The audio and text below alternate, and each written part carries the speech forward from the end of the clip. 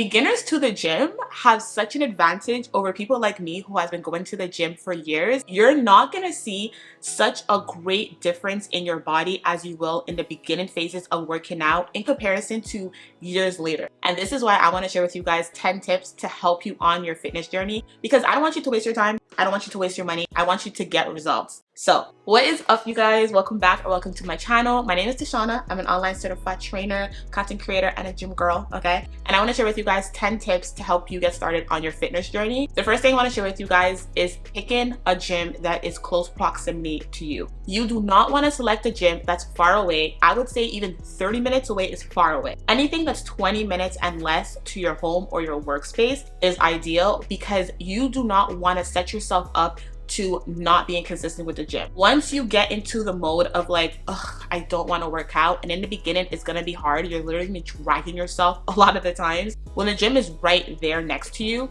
it becomes a little bit more easier to be consistent and to actually show up. And especially when the winter season hits, you know, when we have the ice storms, we have the winter snowstorms, you still have to show it to the gym. So if you have a gym that's literally right next to whether your workspace or your home, it's a little bit easier for you to actually show up and be consistent. Next, you want to plan your workout split and then the exercises for each workout. So what I mean by that is literally at the beginning of the week, you want to plan your schedule, right? So you say, okay, I'm working Monday to Friday, 9 to 5, or I don't know, 8 to 4, whatever your schedule is.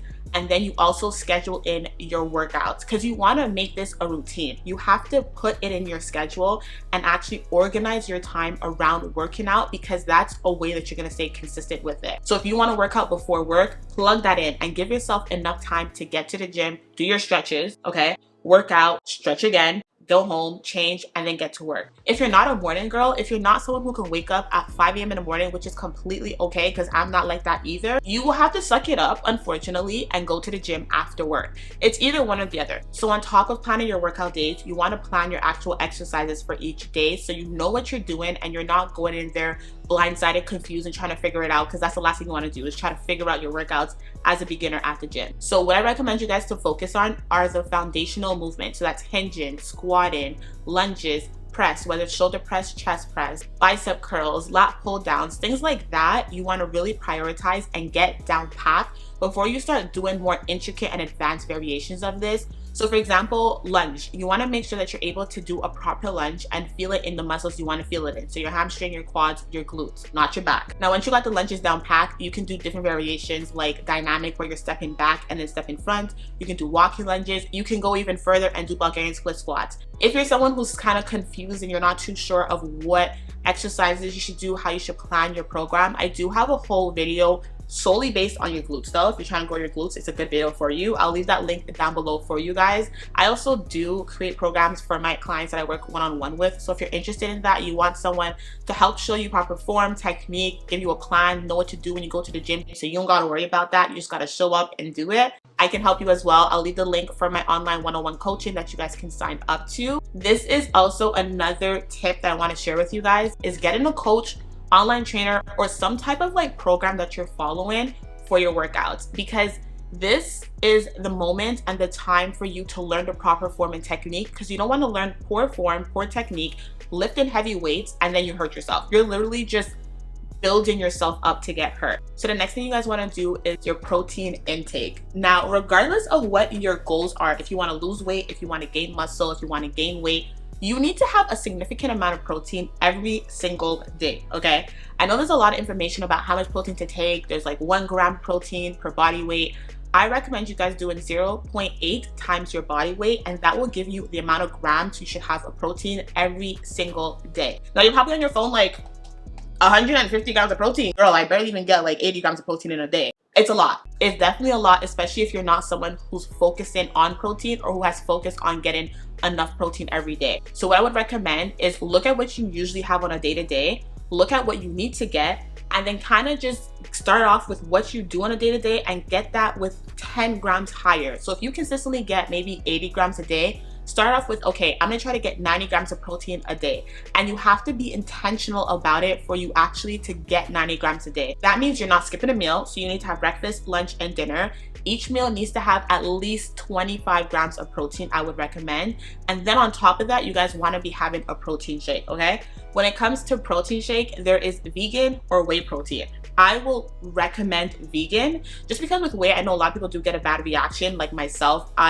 My body just doesn't do well with whey. But with the vegan protein, I love and I will ride by good protein. Like if you guys watch my videos before, you see me use this protein every single time I get a protein shake or I make a protein shake. I'll leave that link down below for you guys as well. And you can use my code Tashana96685 to get 20% off your first purchase. Now, mind you, if you're mixing your protein powder with water, it's gonna taste disgusting. Like very small amount of people genuinely like protein powder with water. For you to enjoy the flavor and to be consistent with it, mix it with milk for the bare minimum. Mix it with milk, maybe even oat milk or almond milk if you like it.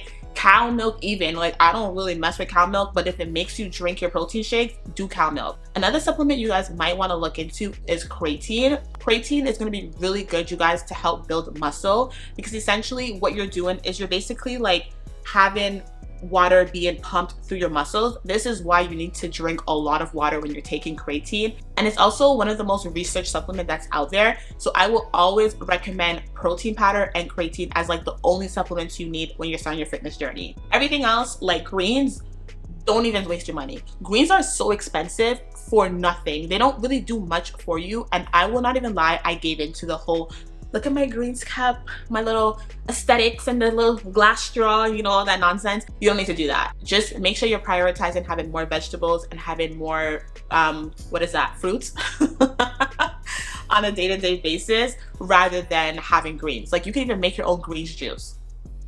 So much cheaper. But one thing I also want to let you guys know when it comes to supplements, there's no supplement you can take that will make you lose weight. When it comes to losing weight, it's literally all about calorie deficit. You have to burn more calories than you're consuming, period.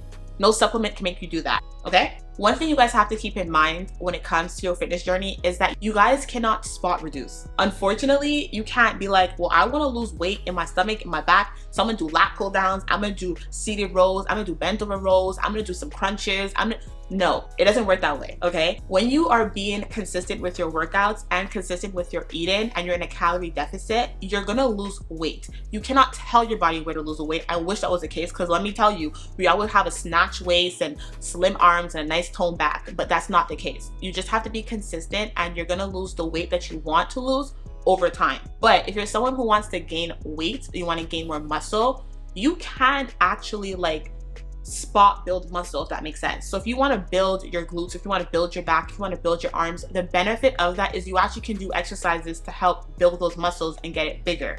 You just have to be doing the proper exercises, the proper reps, sets, weights, all that good stuff. You know, have a proper program and you will get that. Now, when it comes to gaining weight, you can't tell your body, okay, well, I don't have this protein shake and this better go to my ass. Like, it does not work that way. I wish, I'm sure we all do, but unfortunately it doesn't go that way. So just be consistent with what you're doing and be patient, and it will all come together like a nice little package with a bow on top, you know? This is probably one of the most important tips that you guys have to keep in mind, is watching what you're eating. A lot of the times, I hear this so many times, and I am a victim, not even a victim, but I am guilty of this. I will think, oh my God, I'm eating so healthy. Oh my God, I'm not overeating. What are you talking about? I have only 3 meals a day. I have my protein shake. I eat my veggies. I eat my fruits. What are you talking about? But then once you actually count your calories, you are humbled real quick. You start to see like, holy like my meal is 600 calories and that's only breakfast.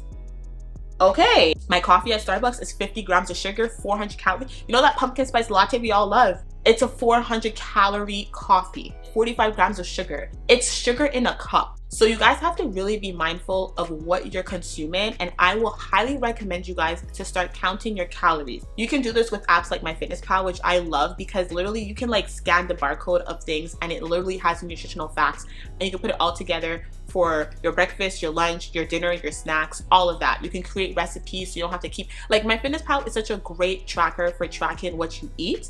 And then when you guys do this, you're gonna start to develop a visual idea of what your calories look like. And and what certain things look like. So you'll start to develop an idea of, okay, I know what 100 grams of rice looks like. I know what 100 grams of chicken breast looks like. 100 grams of ground beef look like. I know how much calories is in my coffee that I have on a day-to-day basis, because you're counting calories for things that you usually have on a day-to-day basis. And then once you kind of get the habit of doing that, you start to be able to identify what you're eating with a calorie and macro number. I hope this makes so much sense, because the goal is not for you guys to be counting calories forever. It's just for you to develop that visual idea and understanding of it and then adjust. If you're also not too sure, okay, well, what do I need to eat and how much I need to eat in order for me to lose weight or for me to gain or for me to like maintain the weight that I currently have because I like my physique, you can go on macro calculators on Google and it will give you a list. Okay, a list of different calculators that you have to put in different information like your age, your weight, your height, your gender, and it will tell you what your maintenance level is, what you need to eat so that you can gain, and what you need to eat so that you can lose, so your deficit and your surplus.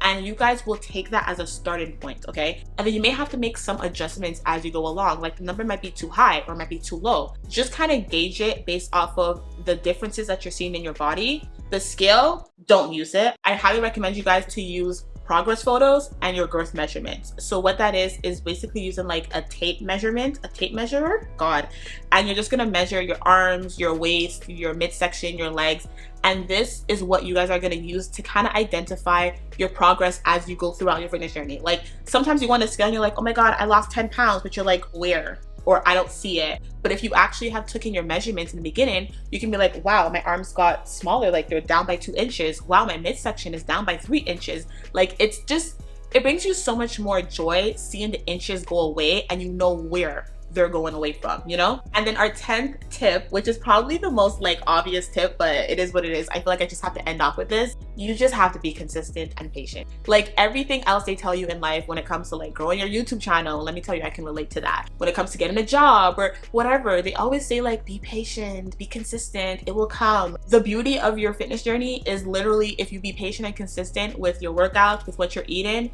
with your daily habits, it will come. Like it's inevitable, it will happen. Just see it through, my boy. You know what I'm saying? Like you gotta give yourself a good 3 months of doing the exact same exercises, the same workouts, progressive overload. So whether that's the weight, the tempo, the range of motion, the reps, the sets, all that stuff, just give yourself time. You will have moments where you hit a plateau. You will have moments where you get discouraged. If you're feeling like this right now, if you're not a beginner and you're someone who's just like, I hit a plateau, change things up. Maybe get a trainer, as we spoke about, so they can actually push you in ways that you're not pushing yourself, because we tend not to push ourselves in ways that other people would push us. Or maybe switch up the type of workout you're doing. You don't have to do weightlifting. Maybe add in a different thing now, like do Pilates or yoga or cycling or calisthenics. Just switch things up a little bit, you know, maybe decrease the amount of workouts you're doing, just something. And if you're just content and you're happy with the way your body looks, you know you gotta maintain it, so you still gotta keep going. So regardless of whatever fitness level you're at in this fitness journey of yours,